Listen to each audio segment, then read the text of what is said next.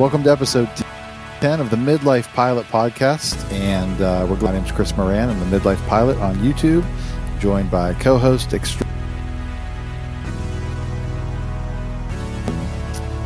also Midlife Pilot from Music Row, Brian Siskind. Your signal paused there for a minute, and I was thinking I'm going to be left hanging with the strangest looking face, but it finally kicked back around, and I could figure out that you actually finished introducing me. Hey, what's going on? I'm just here in Music City. You, meanwhile, are on an island. So let's talk about that. I'm on an island. I'm on the eastern seaboard of the United States, standing guard against foes abroad, protecting the East Coast. I actually flew in today to our beach house. Well, I didn't. Let me rephrase that. I did not fly into the house. My daughter and I flew to KONX, Currituck Regional Airport on the mainland of North Carolina. So Currituck. It's funny. If you're familiar with the Outer Banks, there's one way onto the island, and Corolla is the town that I'm in. It's the kind of on the northern end of the island, and that's where our house is. From the airport, when we got in the car and I put Google Maps, I know how to get here, but put it in, and it was like, it's 11 miles, but it takes an hour because it's not really. You got to go all the way down, almost to Kill Devil Hills, and then back around and all the way back up. We were basically parallel with our house where we landed, but then because there's only one way on the island, you got to go down. Oh, I see. So, yeah, they're working on a bridge. There's actually another bridge that's going to get built that's going to kind of connect the mainland up to the northern end of the Outer Banks starting in 2024. It's going to be Is that just because you guys just got the place there, and so now they're just trying to accommodate you? Well, that's what we think. We think it had something to do with that. Yeah. But this airport is super nice. It was there are a couple other options on the Outer Banks. You could fly. There is an actual airport down in Manteo, Dare County Regional, I think, KMQI.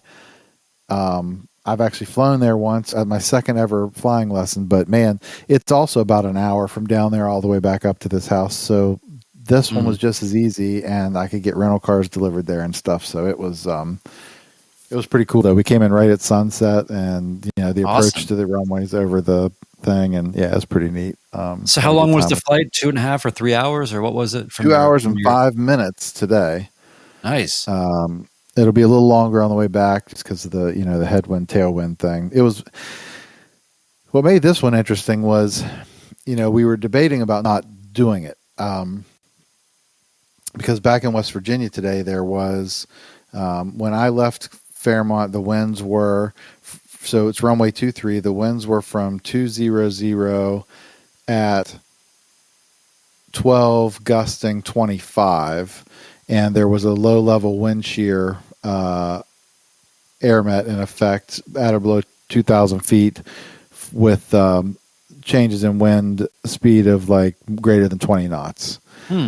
So it was by far and away the most wind that I've flown. And now if you really component up the crosswind component rate of 200 off of runway 2 was also, it wasn't a 24 knot crosswind. Sure.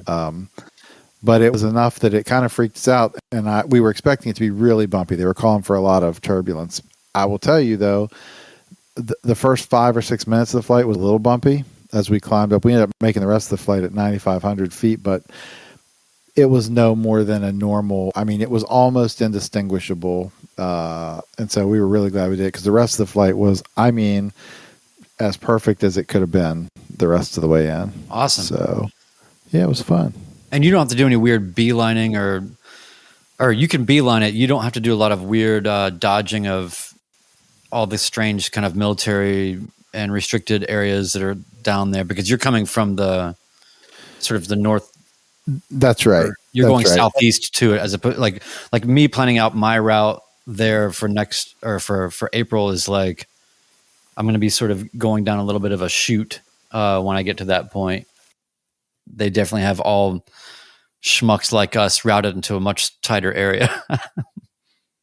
Pieces Sorry, I had a connection problem. We're on an island, as we've said. Yeah.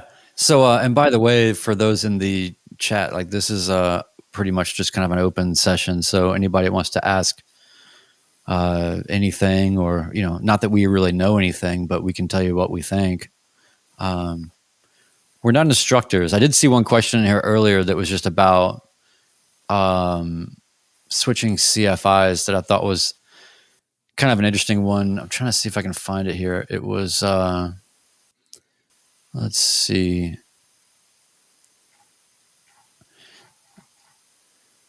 Maybe it's already gone. I think it might have.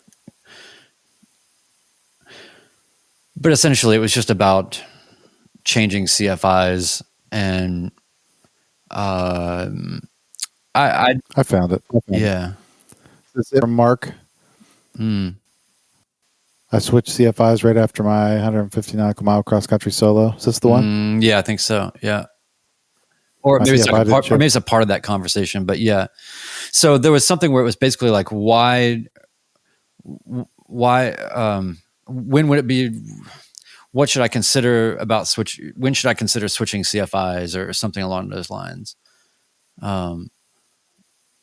Okay, wait. Yeah. Under what circumstances would you switch CFI? Just switched mine. So it's interesting because I've got a couple of friends that are training right now that have they haven't soloed yet. They're still in the earlier part of their training. They both had the same CFI that I had for the entirety of my training, but then he just stopped doing kind of people in 172s and that kind of stuff. And now he's really doing just Cirrus and charter work. And so they're kind of left with, what do we do kind of thing. And I think it's also an interesting or more challenging thing perhaps for women student pilots, because I think that, I don't know how to say this without it's coming off wrong, but I think that women have more considerations that they need to feel good about a lot of things that maybe we don't have to think about as much in terms of how they relate to their CFI and just feeling comfortable or good or whatever. So it's even more kind of, something for them. But ultimately, I was just thinking, how lucky am I suppose, on one level that I didn't switch CFIs, but I'm also envious of people that flew with multiple CFIs, because you got so much more experience from different points of view, and I think maybe a richer experience. So I can't really say which one is best, to have one or to stay with one or whatever. But for me, I was looking for consistency because I was real weird about all that kind of stuff. I wanted everything. I had enough going on in my head. I wanted the same plane. They kept switching the plane, even if it was a mildly different 172. If the tack was over here or stuff like that would just throw me off. I wanted the same plane, same instructor, stay on the plan, do the thing. That was my learning style. That was my need. But I think that for a lot of people, and probably for myself, I mean, I didn't fly with anybody else until my check ride. And so it was kind of a jarring thing all of a sudden to have a different type of, just a different human in the plane with me. So I think that anybody that switches, it's probably an advantageous thing as far as, when to do it or why. I mean, the thing I was telling my friends earlier is both of them, as I said, look, they kind of feel like they're maybe getting stuck with different people that they're having to sort of deal with, or I guess this is my instructor now. And I'm like, no. You own your training. It is your responsibility to own your own training. And so if they are giving you somebody that you don't really want to work with, or you're just not even sure, you just want to keep, playing the field or whatever, I mean, do that. But just this shift, I think, especially is hard and for earlier stage pilot training, to really take ownership, to not just feel like you're resigned to the process and it's just going to be whatever it's going to be. And I'm just happy to be here. It's more like you're paying a ton of money. These people work for you and you need to be getting results and consistency or whatever it is that you need. And you need to get somebody that you're comfortable with. So if you're switching CFIs, great. That means you're owning your process. That's good.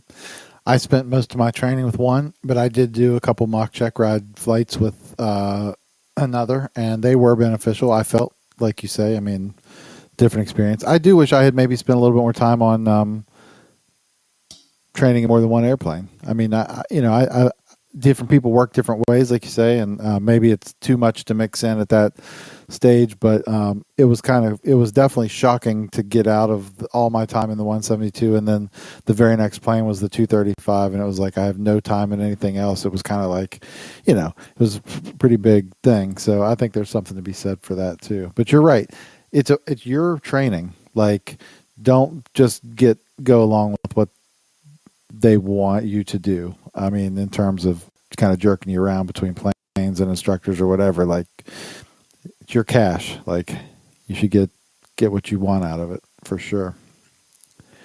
Here's a question. I love this. Here's George Jocelyn. Here's a question. What 71-year-old guy passed his PPL check ride last Thursday? Huh? That's awesome. How awesome is that?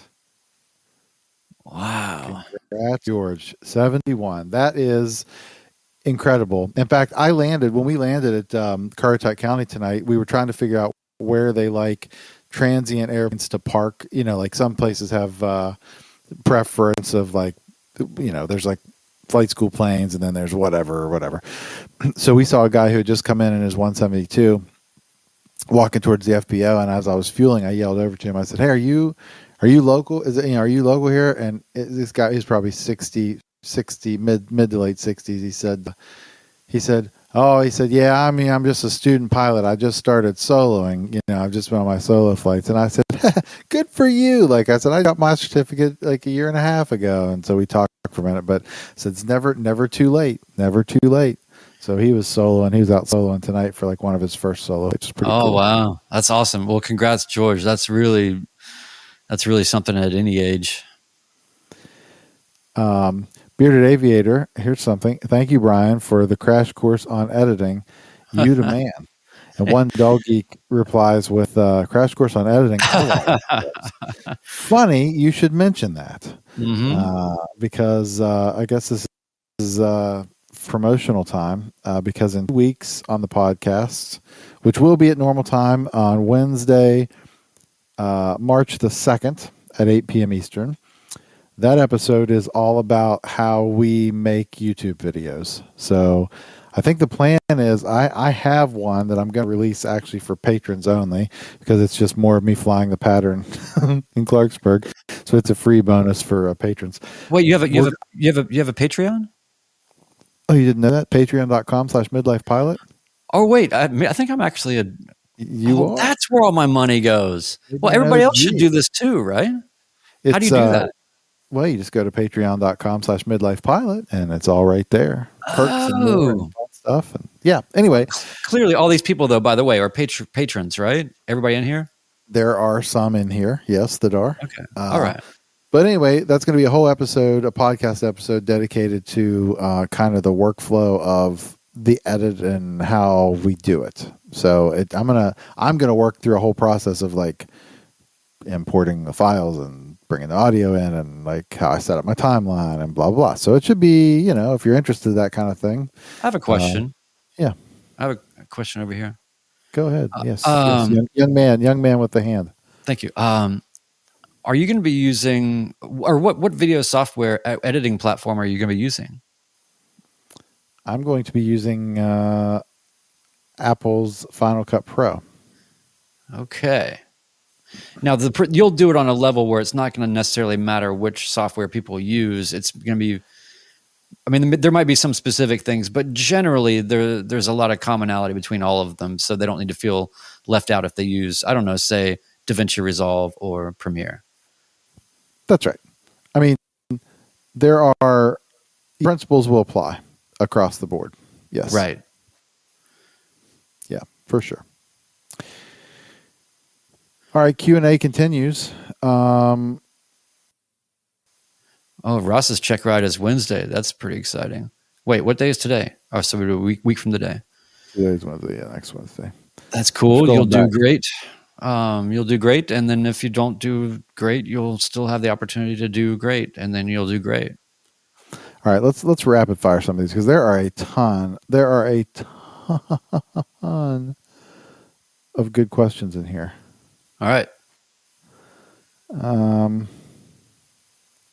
right, not a question. George goes to Duck every year. Drove through Duck tonight. It's the speed trap of the Outer Banks. It's the speed trap of the Outer Banks. You gotta take your time through there. It's 25. They will get you. Ross asks, what airports do you guys fly out of? He's in Pensacola. I fly out of a Fort Gulf 7. That's Fairmont Municipal Airport in Fairmont, West Virginia. Brian? I fly out of KJWN here in Nashville, or I fly a club plane that's based out of KBGF in Winchester, Tennessee. It's about an hour and 20 minutes drive south of here. So, but essentially middle Tennessee. Very cool. We're going to apply this to both people. Ben Singer asked, midlife pilot, what is your next goal in aviation? That is an excellent question. I think instrument rating for me, truthfully, is probably the next thing. I know it's something that we've been talking about. I've been wanting to start doing. Started down the road, did not get started, but I need to do it. It's on my 2022 list for sure. My long-term goal, I've said before, I think, on this podcast, is to just, by the time I'm retired, have my CFI and just teach in retirement is kind of what I would like to do. Fly around, and not like a lot either, not like teach 40 hours a week, like a student here and there, right? And just have something to do. Yeah. What about you? I know, Brian, I know what you're working on because you sent me a text about it today or yesterday. I did? Didn't you? What did I say? I must have been drunk texting you again. No, I have started on my instrument knowledge portion. I'm about a third done with all that material. Yeah, that's what you said. Yeah, okay. Yeah, so I'm starting on my instrument, but my goal is essentially just to get the written done in a reasonable amount of time, and then put a 2-year timer on myself to get the rest of it done without it feeling like I'm hurrying or whatever, because honestly, paying for it is going to be a nightmare. So, in the meantime, I'm just flying cross country as much as I can, just still getting comfortable. I mean, I've only got 109 hours and I still, every single time I fly, I'm still always getting so much out of it. It's not like, this is a great line, by the way. I'm gonna have to use this in something. A friend of mine who's an Airbus pilot, he was telling me, get your instrument rating, which I agree with, but he said, the way he phrased it was so good. He said, do that instead of recreational gas burning. That's perfect. Yeah. So that's my goal, is to stop, to eventually put an end to recreational gas burning. Awesome. All right, here comes one. I don't know why this is taking so long to refresh for me. I apologize for the delay. You guys seeing that? Flying Iowa asks, Brian Siskind, how much time do you take to set up all your cameras each flight? How do you deal with battery life? Well, I don't do as well as Chris does because I don't have the fancy battery packs. I'm not hooking in anything power wise. It's okay. First question: how much time do you take to set up all your video cameras? What I did was, and we talked about this in our episode that we talked about a lot of these topics, but I started from the very beginning, from lesson number 1, using GoPros and then just adding them as I went, so that it was part of my process and part of my just normal routine. And it never felt like all this, because what I didn't want to do is, by the time I get to my solo, all of a sudden have all these, things to do that I don't normally do. I wanted it to be part of my habit from the very beginning. So I did that. So in terms of how much time, it probably takes me less than 5 minutes to get everything set up. I mean, but that's also doing pre-work ahead of time, formatting everything properly, setting up everything so where it's all very well thought out ahead of time, just like anything else. It'll take you less time if you do pre-production. So less than 5 minutes to set up the cameras. And then as far as how I manage battery life on the longer flights, I basically just, any cameras I put outside, they're just going to burn, and they'll go out when they go out. And then I try to, depending on how much I want to capture or what I'm trying to capture, I'll give the cameras inside a break, but I get about an hour. But honestly, where I'm at now, I'm like, I don't want to come back home and have more than an hour of footage. No, you don't. Anything anyway. So hopefully that answers your question. I have about 4 cameras worth of 2 hours and 40 minutes of footage from today. Unfortunately, the audience will be shocked to find I have audio from about the first 18 minutes. So we got some work to do compiling that with like flights that I'm taking on Sunday. And so it's going to be, Anyway, we can get into that another time. Takes me a little bit longer than that. I know we're just kind of jumping on each other's questions, but it takes me probably 20 minutes to get them ready. But I do the same thing you do. Like I have them they're all pre-charged. They're all kind of ready. I got to put them in their mounts and stuff, and then affix the mounts how I want them. And hook up my audio recorder and whatever else I'm going to do with. You have more things. I have just a couple more. I have not very many more. I have 5 cameras, but I'm not doing any extra audio recording or anything. I mean, I get the comm audio, but I'm just plugging the thing in, and So anything you do a lot, you'll be able to do easier and faster. Yep. Mark asks, here's my question. I just got my private on January 27th. Okay. That's awesome.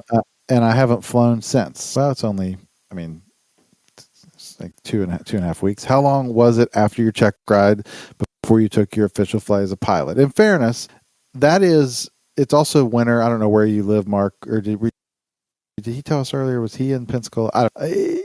Winter is a hard season to consistently fly, I think, in a lot of places throughout the United States. So that could be part of it. I got my certificate on is that right? September 1st of 2020.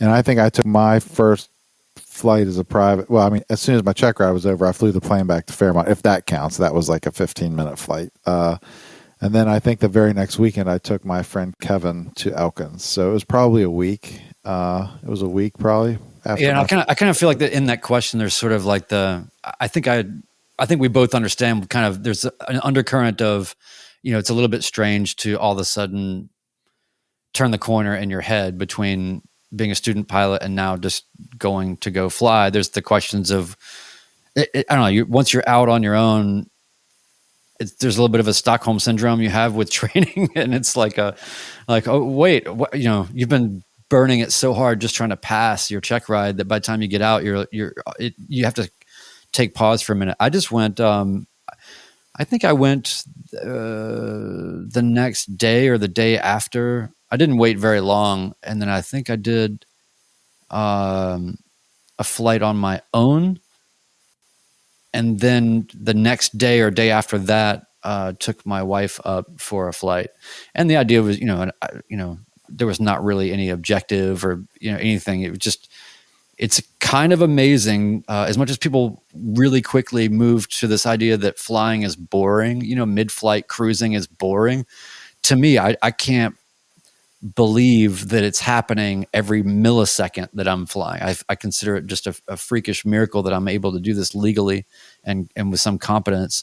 And so I'm still riding on that. So just get out there and don't have a big objective about it and just fly if you have any hesitation about it. And don't let the time go by, get out there if you can, because it's amazing how fast stuff will get away from you when you haven't had enough time to fully ingrain all of those things. So I wouldn't go more than a few weeks if you can help it. But for sure, you'll be fine. Phil, how many hours do you have it until you do your first solo? And I'm assuming that's addressed to like us specifically. There are no rules. If the question is about the rules, there are no rules. And it's also not Felix, is it? It's Phoenix. I'm seeing that from here. There are no, you could solo as long as you've met the criteria that your instructor has to set up for you to take the pre-solo, whatever those, handful of requirements are. I soloed at 9 hours of total time. I was not at a flight school. I had a private instructor and a private plane, and that sometimes speeds those things along a little bit, maybe. Also a quiet airport. Quiet airport, not busy. Exactly. There were a lot of factors that kind of went into that for me. Mm-hmm.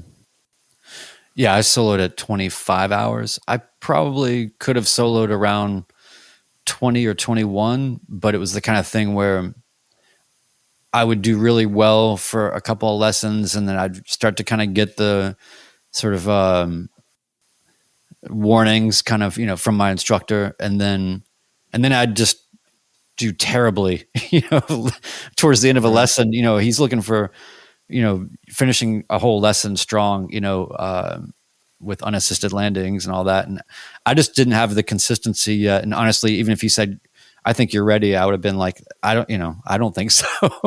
I wanted a little bit more time. But anyway, so yeah, 25 hours, and it's, my airport pretty darn busy, and it took me a minute, I think, to get those things. It took me a minute to learn how to land well. All right, keep those questions. I've got more here. I'm just a reminder. Keep the questions coming if you're with us in chat. We have 27 minutes left that we can answer. Wait, isn't there like there's a super chat, isn't there? Does that work in? Will we see that in Restream? People can click on the $ thing, right? Certainly. I mean, that's always appreciated. I wasn't gonna, I appreciate you doing the legwork of being that guy, but that's great. I'll be that guy. You be that guy if you want to. Here's a good one. Johnny McClung. Did anyone have issues with getting their medical certificate? Sleep apnea is delaying mine. Good thing I started that part early. I'm not going to in a public forum like this. I could talk to you for an entire hour about the medical process and what a crock of crap it is. I'll say this, philosophically, I don't have a problem with this concept of medically qualifying people to operate airplanes like this. I don't have a problem with the concept of not everybody can just do it, because I do think there's greater public safety. I mean, we're talking about 1,000-pound machines overhead. Like there is a public safety consideration here. However, as much as they want you to believe that they are your advocates at the aerospace medicine group or whatever they call themselves, I'm not so sure that they are our advocates. After my experience getting mine, I had a problem with mine for things that were silly that led to other things that were silly, and I ended up writing back a really tongue-in-cheek, terse letter the last time when they asked for more information on. It devolved from whatever the original issue was into. We also saw in your medical history once that you had a prescription cream one time for scalp psoriasis, like 7 years ago. We need more information from your dermatologist, including a full dermatological workup, blah, blah, before we'll issue your third-class medical. I was so, no problem. I mean, I have, I just went to my dermatologist, who I see once a year for a skin check, and said, they're asking for this. And they said, because of that. I said, don't ask them questions. There's no logic. And I basically sent them a letter with what they asked for. And I said in the letter, is there anything else I could provide you all with? A stool sample, perhaps, tongue in cheek. But my point is, what else do you want from me? What else can I show you about it was ludicrous. What did it have to do with my third class medical? Right. So, anyway, they don't sit in super high regard with me, as a general rule. And some of the challenges are legit. I understand, sleep apnea is such a common, thing, but also, untreated. I don't know, I don't know what you're going through with it, but it's, I just know that some of the processes are potentially maybe over rigorous, that they ask of pilots. What about you, Brian? Ultimately, you got to do what you got to do. So stay with it and, play the game and do whatever it takes and don't get discouraged. I would say that. I stayed with it and mine came out fine. I ended up losing my provisional or whatever they call this at, where you have to get rechecked every year. I'm just on a normal, like everybody else now, third class. So I eventually got over it as well. But it took me, it was a couple years. I never had one revoked or didn't have one, but it was, there was a lot of work to do to keep it. Now it seems like it's settled down, and now I'm very seriously this next time. Mine's up in April. I'm considering just going basic med now and forgetting about it. I will definitely do basic med. And I'm going to do it with my AME. I'm not doing it with my regular physician. There's another good practice that old season pilots have told me forever. Keep your flying doctor and your other doctors as isolated as you can. That's all I'm saying about that. But, there's value maybe in having some separation there is all I'll say about all that. All right. Well, good answers. Let's see. Oh, Johnny again. We're going to have a Johnny. Why do you fly patterns at Clarksburg and not Fairmont? It's a question for me because people see that all the time. I take off out of Fairmont, do all my work at Clarksburg. Notes. The real reason is because specifically in the Skyhawk, because of the length of the runway and the obstacle at the end, we don't do touch and goes in that airplane there because of the low power of that machine. So it's just a time factor for me. Like I can get way more laps in the pattern done at Clarksburg doing touch and goes than I can having to full stop taxi back every time at Fairmont. That's really the only reason, just for ease of getting more landings in per hour by going somewhere else. LPH. Are you interested in answering a question about your tattoo? Sure, I don't care. Which one? No, I'm just kidding. Just one. What is there more than one? No, Can we learn more about one. that? Why do you have a 14 tattoo on your wrist? It is not a 14. It is an M. It's just kind of a letter M. That is my sister. She has my initial on her wrist, and I have her initial on my wrist. Very cool. The more you know. Andy Huggins. Let me tell you about Andy Huggins. We've talked about him once on this podcast. It might have been before it was, or maybe it was on one of my live streams. I wore a hat. Andy Huggins is making merch, aviation themed merch. He has been a long time, and I mean long time patron of the channel and a supporter from the very beginning, who I think has a check ride coming up here soon, which is probably part of the reasons this question. I'll put a link. Remind me, Brian, will you? I want to put a link to his merch store again. I have a t-shirt and a hat from him, and I love them both. For those who pass their check ride, how do you deal with check ride anxiety? That is a good question, and when someone can figure it out, they'll be wealthy. I don't know. I'll tell you what I would tell. You do remember we did a whole episode on this? Oh yeah. I mean, it was. I'll recap it like this for mine. I wish someone had told me. I wish I had believed people before when they tell me that it's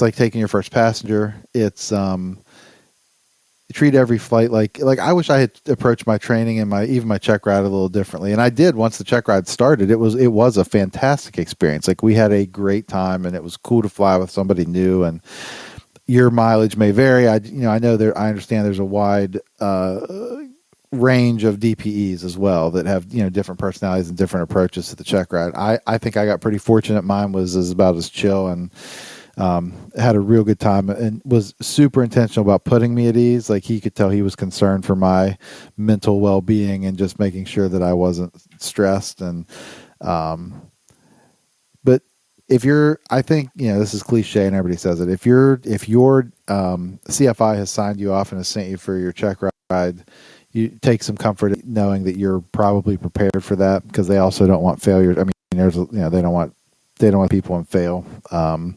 So and the other thing is to not look at failure as a failure.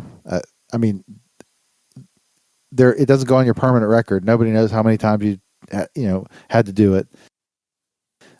If you mess up a part, you can do it again. And so failure is not the end of your journey. I mean, even if something doesn't go right, it's not a one and done, or even a one and do the whole thing again situation. If you do everything right and fail the last landing, I know a guy, a patron, who did something similar and went back the next week with the DPE. They had to do one lap in the local pattern and they got a certificate the week later. So, it's not a one and done thing. Know that you're ready. Trust your CFI that they've sent you and prepared you. And enjoy, like we talked about earlier, the value of flying with someone else with different experiences. Just, enjoy it.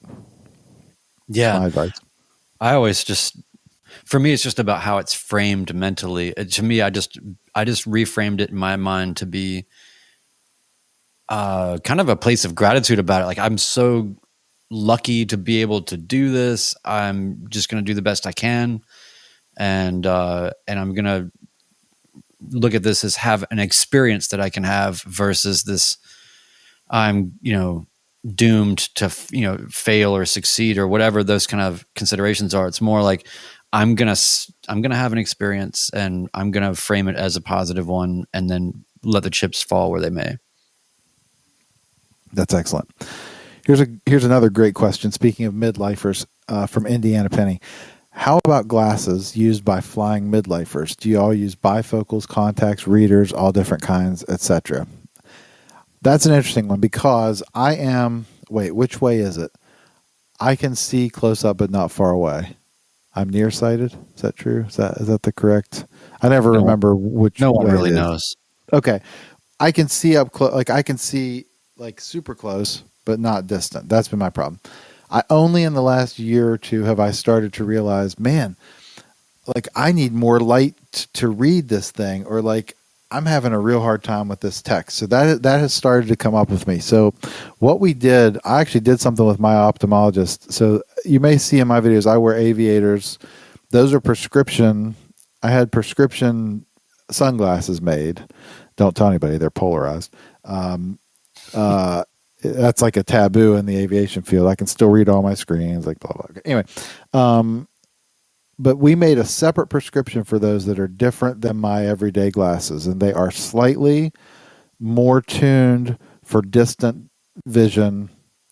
These we've had to start making some sacrifice because I'm not ready for bifocals quite yet. So we've made that sacrifice to like slightly improve my reading at a slight take away from my distant vision. So we made the conscious decision to fix my distant vision in the sunglasses. I don't know what I'm going to do when we cross the point where I can't read, where I have a harder time reading up close. I probably will have to end up with bifocals in the plane is probably what will happen. You can do that with sunglasses too, though. You can do that with prescription sunglasses. Yeah. Fortunately, I haven't crossed that bridge yet where I've needed that with multiple glasses. I have progressives. And it's actually kind of worked out nice. The Ray-Bans that I have that are prescription, they kind of screwed them up where the sort of the progression happens a little bit too late to convert to distance. So if I'm driving with them, I kind of have to make sure my head is kind of up. Whereas in the plane, it's perfect because it's almost like 2/3 close up and 1/3 far away. So I've got a really clear everything in the cockpit. I can see very clearly, but I can still see far away. But it's funny. But anyway, yeah, progressive, just whatever lenses and not polarized because let's be sane here. It was not on purpose. It was an accident that I ended up with polarized, but I'd spent so much on them. I was like, that's going to have to wait till the next prescription. That's going to be a different. When we change prescriptions, we'll solve that. Yeah. Ben Singer says, for me and you, what's the one airport you want to land at? Is there one more than all the others? That's a good question. It seems like a lot of people have a ready-made answer for this. I don't really have a ready-made answer for it. There's a few that I have my eyes on that I just think would be cool. There's like the Dauphin Island, which is not terribly far from here that I could do. I don't know. I wish I had a better answer. I don't know. I don't really have one. Hopefully the one I'm choosing to land at. I'm scrolling through. Michael Young is here. Hey, Michael. Are you starting your instrument rating training? We did actually say something about that. But Brian started his kind of the book work third of the way through, so I haven't done anything yet. But that is on the that's on the plan. A lot of people in the chat right now are agreeing basic med, basic med. Um, can you use progressive lenses instead of bifocals? Yes, you absolutely can. This I've has known really the turned lady. into like midlife jams, right? It's like, Can you see what kind of glasses? can I pass a medical? What if I can't see? What if you have to pee? I mean, how do you hold it for 2 hours in the airplane? Like, it's we have kind of turned into that somehow. This is legit. I'm telling you. Hey, so real quick, um, nobody's put any super chats in there, so I guess it's not working, or people just really don't want to spend their money on elevating their question. Well, that's fine, but I will say that I do have 3 videos that I put out this week. They were great. I enjoyed every one of them. Awesome. That's awesome. So yeah, three videos 1 week. I'm starting to turn the corner from the sort of documenting of training and flights to now sort of being able to actually take time to reflect on some things that I've been meaning to for a while.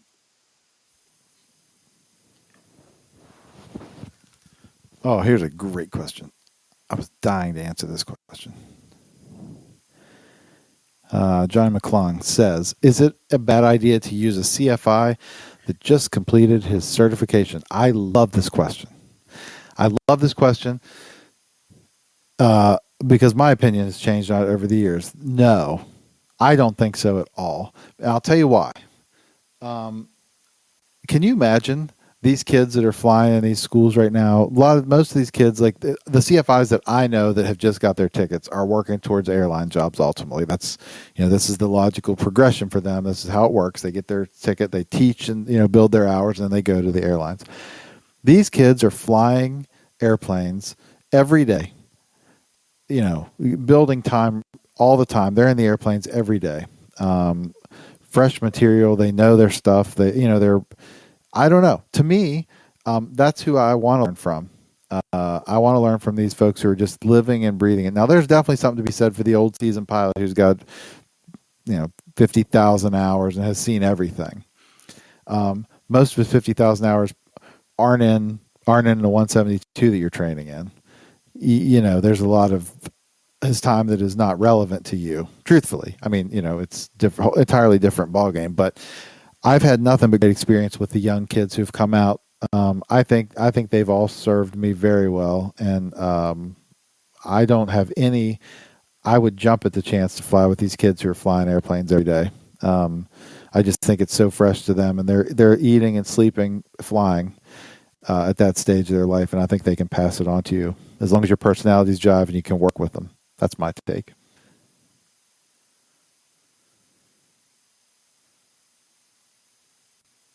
But what if it's just like, what if it's a guy who just got his CFI, and he's called the midlife pilot, and he said, I just want to kind of do it occasionally, not a lot.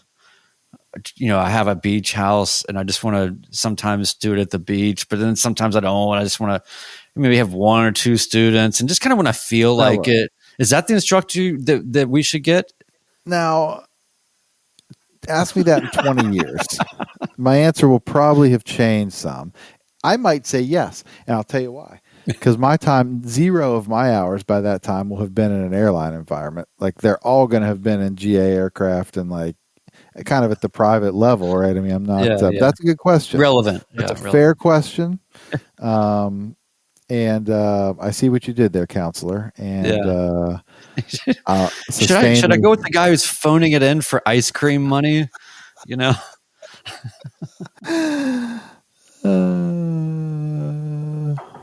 Yeah, Michael Young. Yep. I was my CFI's first student, and I thought it was great. He came from ATP and had so much knowledge because it's all fresh to him. So you guys remember Tyler Lucas from my channel, who was my instructor. I was not his first student. He was teaching at Fairmont State already, this local school here. But I was his first non-flight school student. So part 61. So outside of the flight school environment. And it was the same kind of deal. Like he was just all over it. And and he enjoyed flying those. That's he was working towards the airline, but he's still like he bought us a Tabria. Like he loves flying these little planes. This is the fun flying for him. I mean, yeah, ultimately it comes down to who cares about their experience. It's just about whether you click with them, whether it's the right situation. I don't know. I mean, it's hard to just write off people because they're this or they're that. I'm trying to find something for you guys real quick. Quick Brian Phil time. So has anybody figured out the super chat? Yeah, they did. We got a couple. Look at this. What? We got a couple. You did it. I did it. Oh my we'll God. We'll shout out to him here in a second. Okay, so now I just got to get 500 more subs on my channel, and then I'll just have nothing but super chat. Well, thank you to One Dog Geek and Ben Singer both for the. Yeah, that's really great. That's really great. For the virtual tip jar, as it were. Yeah, it's like, hey, thank you. Can we be like the kind of people that are like, hey, thanks for the $1. Oh, hey, thanks for the $5. No, I don't think we are. I don't know what's gotten into you tonight, but I'm gonna have to start keeping my finger over here on the mute button a little closer. I will say, here's the effort that I made. I knew we were supposed to record this night. It's my fault that we were late because things never go quite as planned at the airport when you land somewhere else. And there's a storm coming tomorrow. So I was like, I have to put 152's baby coat on her that she wears when she's outside of a hangar. Anyway, so I brought all this stuff to do this here. So as you've seen, I've switched camera angles. The distinct viewer will have noticed that the camera switched midway through this podcast. That's because the battery in the camera that I brought was dead. Also, I'm holding my fancy microphone today because I did bring a mic stand, but it's unable to effectively mate with the microphone that I brought. So you can appreciate the effort that we put in to produce this high quality content for you every other week. So that's why we really appreciate the support. And I feel like a jerk because Ben was actually just saying great videos, Brian, and $5. So I apologize. So thank you, Ben, a lot, and Mr. Dull Geek as always. So anyway, but yes, back to you, Mr. Sinatra. Here we go. Indiana question.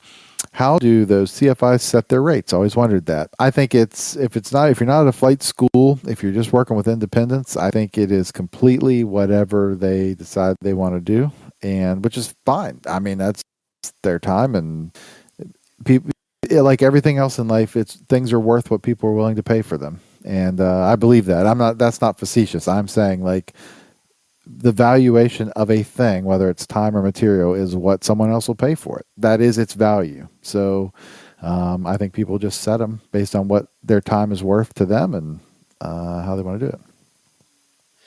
I think. I'm pretty sure that flight schools take a large proportion. I want to say maybe even half, but I don't know that for sure, and I can't speak to that. Did you use online ground school, and which do you recommend? I can give you my short list. I used Sporty for my private. I used Sporty's course, and I used Russ Still's Gold Seal Aviation, and I thought both of them were really good. Since then, I have looked at a lot of other content. I mean, my daughter's talking about getting her certificate, and I've met a lot of people through connections, and so I've got a chance to see some other people's content. And I know that I've talked about Chris Palmer before, Angle of Attack. He's making some good stuff. Angleofattack.com is his site. What else is out there? There's a ton. I mean, there's just so Finer many Points. Things. Yeah, if you want to just the Finer Points, I think is one of the I think he is one of the best online YouTube instructors. I mean, he's got his own curriculum like you're looking for as well, but also his channel. I just think he's an expert teacher. I really enjoy his video. Yeah, I used all Sporties the whole time and nothing else. But there's definitely better things for some people, and I don't know. At the time I just didn't know enough. I was just like, well, I just want to have the standard. Give me just the normal undeniable thing. And I did like that it, uh, one thing that might be worth checking, depending on who you're training with or what the school is. My school had just converted everything to a sporties back end kind of curriculum management, learning management system type of thing that my student package kind of just plugged into. And so then I had sort of, I could do the endorsement and I could do all the, syllabus and the monitor my own progress, and with the actual flight hours and everything was a little bit more integrated seemingly. And so I did like that. Cool.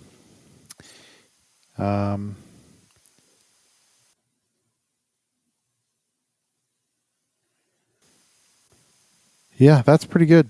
That covered a gamut of things here. Yeah. I want to know, did you have any challenges at all flying today, or was it just all easy peasy, or did you learn anything? Oh yeah, I'm sure. I think, the recap, we left in conditions that were less than ideal. Had thoughts about not going. I mean, when you're standing at the hangar and like it's that the wind that's blowing by that makes it hard to hear. It's like there's so much air, and you look at the windsock and it is like straight out and like tensely out, and the flags are ripping, and it's like I don't know. I mean, I'm glad we didn't cancel because it's always good. We just had to get off the airport. That's all we had to do, and you just practice the crosswind correction you were taught, and keep your controls right. You stay over the runway, and then the rest of the flight was smooth sailing. We made a decision to go to 9,500 instead of 7,500. We had to cross mountains, and there was I think the wind mass we were in. I mean, the winds aloft at 7,000 or 9,000 feet. I think they were 50 knots, or they were 40 to 50 knots. So it wasn't insignificant hitting those mountain peaks, and we just didn't want to deal with any of the turbulence from that. And so that was a good call, because 95 you couldn't tell you were even crossing the mountain range. Yeah. I think at 75 you probably would have. So I think that was a good call. How did Cecilia do? Great. Like a cool. She braced herself, because I'd warned her ahead of time, because I don't want to surprise people with that stuff. I said, this is going to be, this has the potential to be probably as rough as we've been, in. So just know that that's coming for the first 5 minutes, and then we're going to be good. But then it wasn't, and I said, I didn't mean to scare you. And she said, well, I'd rather know than be surprised by it. So, no, it was good. People were asking, I took the 235. Here's a quick, actually, I have a clip, Brian, that you asked about it. This is just a quick iPhone clip from our flight today once we were in cruise. This is near Elkins, over the eastern West Virginia mountains. Nice. Awesome. So, yeah, that's kind of a look inside the 235. So you said Cecilia's a step closer to considering starting training? Yeah, it's a hard time, though. Like, she's also working on figuring out college and like college. Come on. It's just there's a lot to think about. So I don't want to monopolize her time if she doesn't want to spend it on it. And so yeah. It's definitely one of those things where there's a lot of people I think that are interested in it and have the capability to do it for sure. But there's definitely I'm seeing this with some friends of mine that are training, that they love it and they're very interested, and they've been going at it. But man, that level of commitment that it takes to really do it in any kind of a reasonable amount of time, and to really own the process, and to really not feel like you're phoning it in or whatever and taking too long. Anybody that commits to doing it, I really respect, because it's a hard thing to do. And so for anybody that's got a lot of stuff going on, it's a fine line between making excuses not to do something that you really want to do because you just have your doubts, versus like, I'm just going to do this at a smart time. That's right. No, it's definitely a commitment. I mean, it's a time commitment and a money commitment, and just I'm trying to show a clip of, and then I'll stop showing clips because we do still have a video to make of this. But this is the um, this is how cool the approach into this airport is. So this is a look at. Sorry for those of you listening to the audio portion. Viewers are seeing a look inside the cockpit of the 235. That's downwind to base, out kind of over the heading out over the sound. Perfect light. And, oh man, it was sunset. You know what I mean? It was like right about sunset time, and like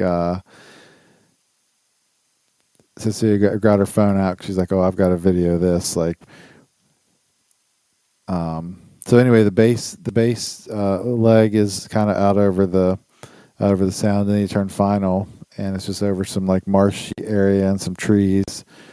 This is KONX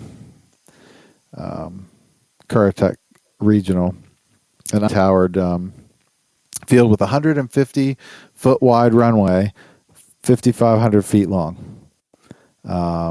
Another reason that I think it's a great contender for us for our April fly-in. Yeah. The approach is just, I mean, it's super easy. It's out in the middle of nowhere. The funny thing about this airport is, and this, I love this, it's on the airport diagram too. They show the runway, right? And you know how sometimes they'll put like landmark markings on the document so you can kind of see what it's around. Yeah. One side of it has this big like semicircle and it says landfill, and the other side says prison camp. So the airport is between a prison camp and the landfill. So I thought, nice. well, that nothing calls you in to like come visit us here next to the prison camp or the landfill, depending on what it is you're. Bang up job by the Chamber of Commerce. That's the end of that video. I mean, honestly, that's the same. Actually, here at John Toon, that's what it is. There's basically what I call Trash Mountain, just like the landfill, and then the downwind is right over our prison. So, last question, then we'll get off. Okay. Yeah, man. Ben Singer, good question to both of us. How did we come together for the podcast? Government conspiracy. We probably told this story maybe we probably told this on the first episode. The podcast was Brian's idea. Brian was he's a YouTube subscriber and a patron of mine, and then had an idea to do a podcast, and I said, well, I'll be bad at it because I don't have time. I mean, it's hard for me to even keep the stuff. And he said, I'll do it. Just do it. Will you do it with me? And I said, sure. And so that was how I'm right. That's basically the origin story. Pretty straight ahead. It was a no brainer. I feel like there's just also I think that we saw an opportunity to do something, for people that were maybe in the same boat as we were, that wasn't really being done.